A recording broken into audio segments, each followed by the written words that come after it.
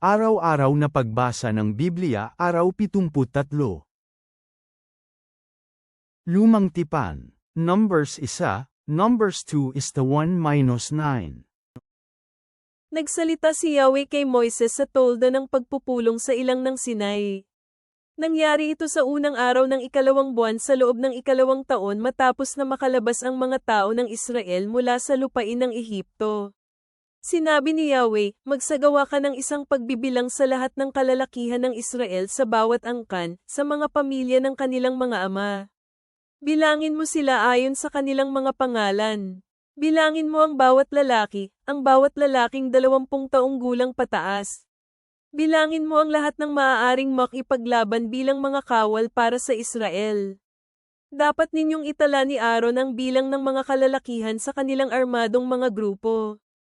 Ang isang lalaki mula sa bawat tribo, ang isang ulo ng angkan ay dapat maglingkod sa iyo bilang pinuno ng tribo. Dapat pangunahan ng bawat pinuno ang mga kalalakihang makikipaglaban para sa kanyang tribo. Ito ang mga pangalan ng mga pinunong dapat makipaglaban na kasama mo, mula sa tribo ni Ruben, si Elizur na anak na lalaki ni Sejer.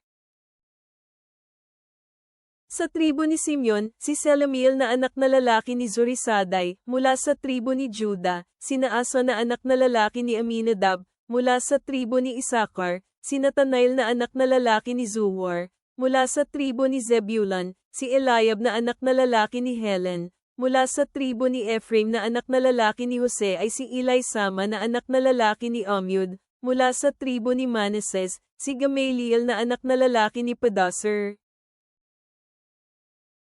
Mula sa tribo ni Benjamin na anak na lalaki ni Jose ay si Abidan na anak na lalaki ni Gideon, mula sa tribo ni Dan, si Ahiezer na anak na lalaki ni Amisadai, mula sa tribo ni Azer, si Pagiel na anak na lalaki ni Okren, mula sa tribo ni Gad, si Eliasaph na anak na lalaki ni Duel, at mula sa tribo ni Neftali, si Ahira na anak na lalaki ni Inan. Ito ang mga lalaking pinili mula sa mga tao. Pinangunahan nila ang mga tribo ng kanilang mga ninuno. Sila ang mga pinuno ng mga angkan sa Israel. Ang mga lalaking ito ay kinuha ni na Moises at Aaron, na kanilang naitala sa pamamagitan ng pangalan, at sa tabi ng mga lalaking ito, tinipon nila ang lahat ng mga kalalakihan ng Israel sa unang araw ng ikalawang buwan. At bawat lalaking 20 taong gulang pataas ay kinilala ang kanyang kanununuan. Dapat niyang pangalanan ang mga angkan at ang mga pamilyang nagmula sa kanyang mga ninuno. Pagkatapos, itinala ni Moises ang kanilang mga bilang sa ilang ng Sinai, gaya ng inuutos ni Yahweh na kanyang gawin. Mula sa mga kaapo-apuhan ni Ruben, panganay na anak ni Israel, binilang nila ang lahat ng mga pangalan ng lalaking 20 taong gulang pataas na kayang pumunta sa digmaan, mula sa mga talaan ng mga angkan ng kanilang ninuno at mga pamilya.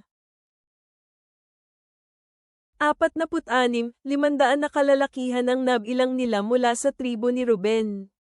Mula sa mga kaapo-apuhan ni Simeon ay binilang nila ang lahat ng pangalan ng bawat lalaking 20 taong gulang pataas na kayang pumunta sa digmaan, mula sa mga talaan ng mga angkan ng kanilang ninuno at mga pamilya. 50, 300 na kalalakihan ang nabilang nila mula sa tribo ni Simeon. Mula sa mga kaapo-apuhan ni Gad ay binilang nila ang lahat ng mga pangalan ng bawat lalaking 20 taong gulang pataas na kayang pumunta sa digmaan, mula sa mga talaan ng mga angkan ng kanilang ninuno at mga pamilya. 45, 650 na kalalakihan ang nabilang nila mula sa tribo ni Gad. Mula sa mga kaapo-apuhan ni Juda ay binilang nila ang lahat ng mga pangalan ng bawat lalaking 20 taong gulang pataas na kayang pumunta sa digmaan, mula sa mga talaan ng mga angkan ng kanilang ninuno at mga pamilya. 74, 600 na kalalakihan ang nabilang nila mula sa tribo ni Juda. Mula sa mga kaapo-apuhan ni Isakar ay binilang nila ang lahat ng mga pangalan ng bawat lalaking 20 taong gulang pataas na kayang pumunta sa digmaan, mula sa mga talaan ng mga angkan ng kanilang ninuno at mga pamilya. 54, 400 na kalalakihan ang nabilang nila mula sa tribo ni Isakar.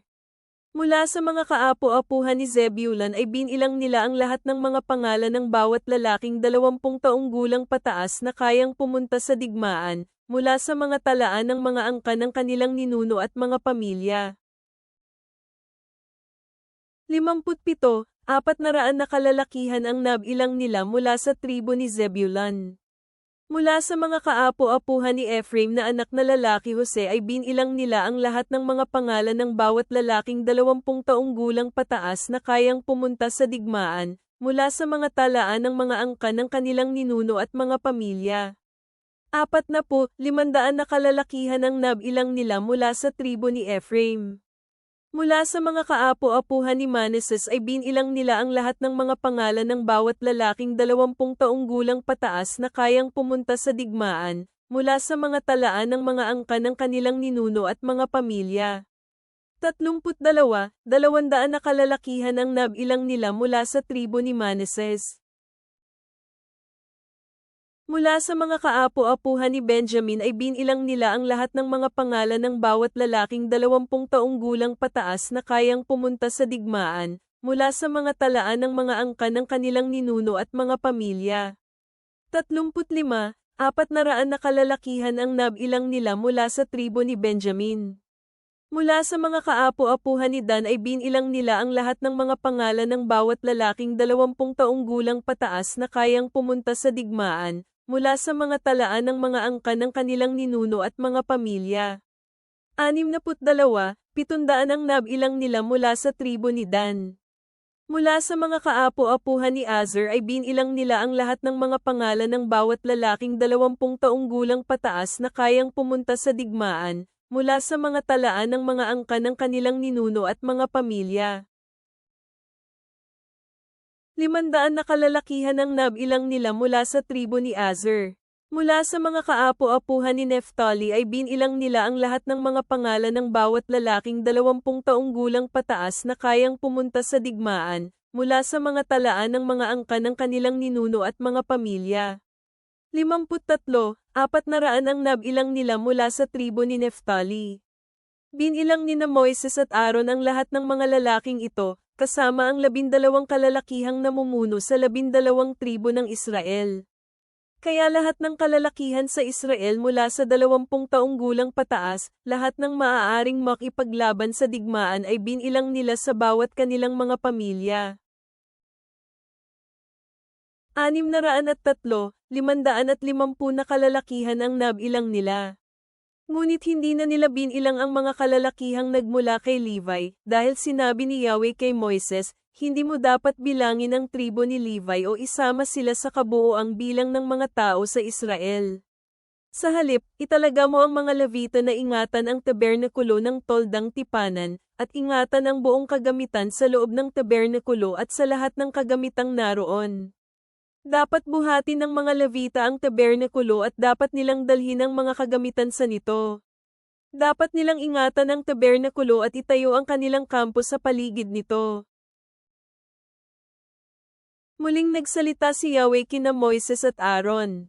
Kanyang sinabi, ang bawat kaapo-apuhan ng mga Israelita ay dapat magkampo sa palibot ng bandila ng kanyang armadong grupong nabibilang sa hukbo at sa palibot ng pinakamaliit na watawat na palatandaan sa kanyang tribo. Ang kanilang mga kampo ay dapat nakaharap sa tolda ng pagpupulong. Dapat magkampo ang mga lalaking nabibilang sa kampo ni Juda kasama ang kanilang armadong grupo sa palibot ng bandila ni Juda, sa silangan ng tolda ng pagpupulong, kung saan sumisikat ang araw. Sinaasa na anak ni Amenadab ang dapat mamuno sa hukbo ni Juda. Ang hukbo ni Juda ay may 74, 600 na kalalakihan. Dapat magkampo ang tribo ni Isakar kasunod ni Juda. Si Nethanel na anak ni Zuwar ang dapat mamuno sa hukbo ni Isakar. Ang hukbo ni Isakar ay may 54, 400 na kalalakihan. Dapat magkampo ang tribo ni Zebulun kasunod ng kampo ni Isakar. Si Eliab na anak ni Helen ang dapat mamuno sa hukbo ni Zebulun. Ang hukbo ni Zebulun ay may 57, 400 na kalalakihan. Ang lahat ng hukbong nagkampo kasama si Juda ay 186, 400 na kalalakihan. Sila ang dapat maunang lumabas mula sa kampo. Ang hukbo ni Isakar ay may 54, 400 na kalalakihan. Dapat magkampo ang tribo ni Zebulun kasunod ng kampo ni Isakar. Si Eliab na anak ni Helen ang dapat mamuno sa hukbo ni Zebulun. Ang hukbo ni Zebulun ay may 57, 400 na kalalakihan. Ang lahat ng hukbong nagkampo kasama si Juda ay 186, 400 na kalalakihan. Sila ang dapat maunang lumabas mula sa kampo. Bagong tipan, Luke 26 minuto pasado 1:38. Ngayon sa kanyang ika-6 na buwan, ang anghel na si Gabriel ay inutusan ng Diyos sa isang lungsod sa Galilea na ang pangalan ay Nazare, sa isang birhen na nakatakdang ikasal sa lalaking nagngangalang Jose. Siya ay kabilang sa angkan ni David at ang pangalan ng birhen ay Maria. Siya ay lumapit sa kanya at sinabi, "Binabati kita, ikaw ay lubos na pinagpala. Ang Panginoon ay nasa iyo." Ngunit siya ay lubhang naguluhan sa kanyang sinabi at siya ay namangha kung anong uri ng pagbati ito. Sinabi ng anghel sa kanya, "Huwag kang matakot, Maria, dahil ikaw ay nakatanggap ng biyaya sa Diyos. At makikita mo, ikaw ay magbubuntis sa iyong sinapupunan at magsisilang ng isang anak na lalaki. Tatawagin mo ang kanyang pangalan na Jesus. Siya ay magiging dakila at tatawaging anak ng kataas-taasan. Ang Panginoong Diyos ang magbibigay sa kanya ng trono ng kanyang ninunong si David. Siya ay maghahari sa mga angkan ni Jacob magpakailanman, at walang katapusan ang kanyang kaharian." Sinabi ni Maria sa anghel, "Paano mangyayari ito, yamang hindi pa naman ako nakitabi kasama ang sinumang lalaki?" Sumagot ang anghel at sinabi sa kanya, "Ang banal na espiritu ay darating sa iyo, at ang kapangyarihan ng kataas-taasan ay mapapasa iyo. Kaya ang banal na isisilang, ay tatawaging anak ng Diyos. At tingnan mo, ang iyong kamag-anak na si Elizabeth ay nagbuntis din ng isang anak na lalaki sa kanyang katandaan. Ito na ang kanyang ika-6 na buwan, siya na tinawag na baog. Sapagkat walang hindi kayang gawin ng Diyos. Sinabi ni Maria, "Tingnan mo, ako ay babaeng lingkod ng Panginoon. Mangyari nawa sa akin ayon sa iyong mensahe." At iniwan na siya ng anghel. At tingnan mo, ang iyong kamag-anak na si Elizabeth ay nagbuntis din ng isang anak na lalaki sa kanyang katandaan. Ito na ang kanyang ika-6 na buwan, siya na tinawag na baog. Sapagkat walang hindi kayang gawin ng Diyos. Sinabi ni Maria, "Tingnan mo, ako ay babaeng lingkod ng Panginoon. Mangyari nawa sa akin ayon sa iyong mensahe." At iniwan na siya ng anghel. Mga awit, Psalm 33 is the 12-22. Mapalad ang bansa na ang Diyos ay si Yahweh, ang bayan na kanyang pinili bilang kanyang sariling pag-aari. Nagmamasid si Yahweh mula sa kalangitan, nakikita niya ang lahat ng mga tao. Mula sa lugar kung saan siya nananahan, siya ay tumingin sa lahat ng nananahan sa lupa. Siya na humuhubog ng mga puso nilang lahat ay nagmamasid sa lahat ng kanilang mga gawi. Mapalad ang bansa na ang Diyos ay si Yahweh, ang bayan na kanyang pinili bilang kanyang sariling pag-aari. Nagmamasid si Yahweh mula sa kalangitan, nakikita niya ang lahat ng mga tao. Mula sa lugar kung saan siya nananahan, siya ay tumingin sa lahat ng nananahan sa lupa. Siya na humuhubog ng mga puso nilang lahat ay nagmamasid sa lahat ng kanilang mga gawi. Walang hari ang naligtas sa pamamagitan ng isang malaking hukbo, ang isang mandirigma ay hindi naligtas sa pamamagitan ng kanyang dakilang lakas. Ang isang kabayo ay hindi tunay na kasiguruhan ng tagumpay, sa kabila ng kanyang kalakasan, ay hindi siya makakapagligtas. Tingnan ninyo, ang mata ni Yahweh ay nasa kanila na may takot sa kanya, sa mga taong umaasa sa kanyang katapatan sa tipan para mailigtas ang kanilang mga buhay mula sa kamatayan at panatilihin silang buhay sa mga panahon ng taggutom. Kami ay naghihintay kay Yahweh, siya ang aming saklolo at aming kalasag. Ang aming mga puso ay nagagalak sa Kanya, dahil kami ay nagtitiwala sa Kanyang banal na pangalan. Hayaan mo ang iyong katapatan sa tipan, Yahweh, ay mapasa amin habang nilalagay namin ang aming pag-asa sa iyo. Ama sa langit, kami ay lumalapit sa iyo na may pasasalamat sa iyong banal na plano at layunin, na makikita sa pagtitipon ng iyong bayan sa aklat ng mga bilang at sa mahimalang pagpapahayag kay Maria sa Lukas. Kung paanong tinawag mo ang mga Israelita upang maging banal na bansa, naway tanggapin din namin ang aming pagkakakilanlan bilang iyong mga hinirang, na nagtitiwala sa iyong gabay.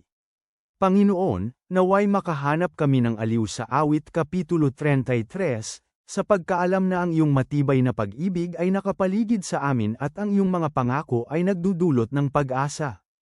Tulungan mo kaming tumugon sa iyong tawag ng may pananampalataya at pagsunod, na pinapahintulutan ng iyong kagalakan na umahan sa aming mga puso ngayong araw.